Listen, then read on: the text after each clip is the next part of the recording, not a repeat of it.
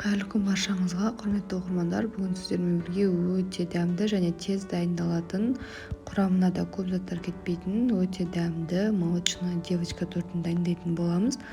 Ол үшін бізге 3 дана жұмыртқа және де осындай тірі желанияның сгущенкасын және де бөлме температурасындағы май немесе осылай ерітіп құйсаңыздар да болады. Осылай барлығын жақсылап араластырып аламыз.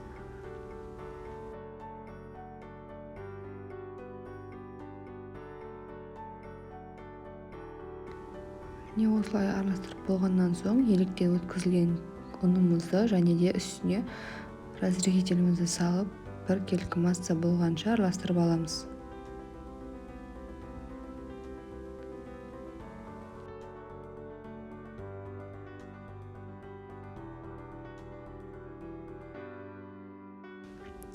Осымен тестамыз дайын.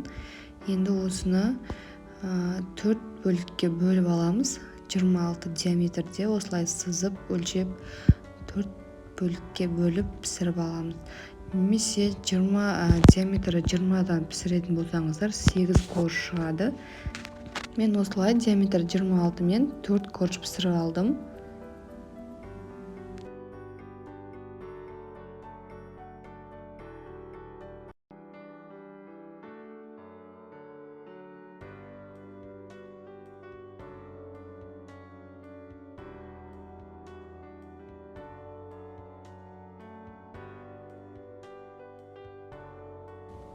Корждарымыз пісеміз дегенше осылай креміміз дайындап аламыз. Ол үшін творожный сыр, шекер керек болады.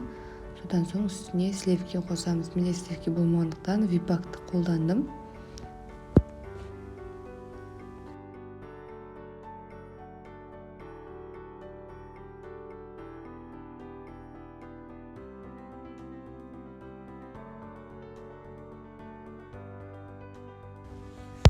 Креміміз осымен қою дайын болды. Корждарымызды кесіп, кремімізді жағып аламыз. Әр корждың үстіне сироп жағамыз.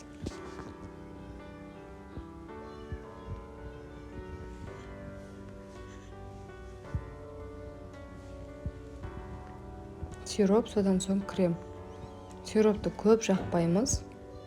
Аздап қана жақсақ жетеді. Содан соң кремін жағып, тортымызды жинаймыз.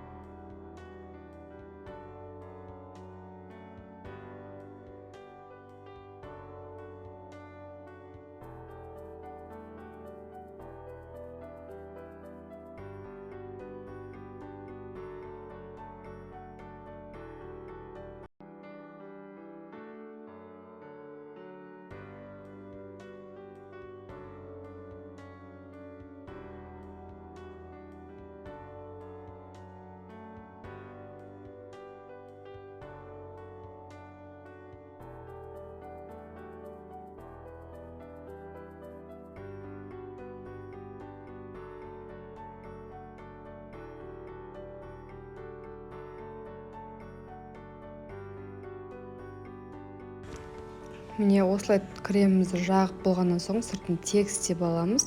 содан соң үстіне осылай сыртын вафельный крошкамен қаптап аламыз.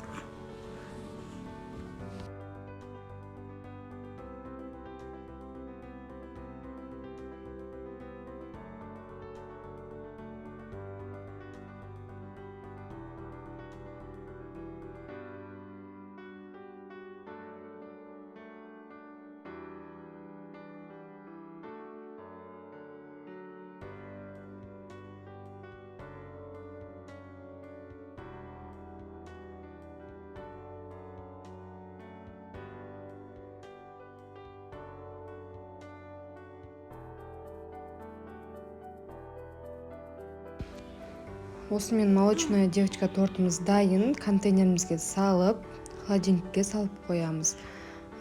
Бетін өз қалауларыңызша оформление жасай берсеңіздер болады. Бетін жауып, холодильникке салып қоямыз. Осымен тортымыз дайын. Ас болсын.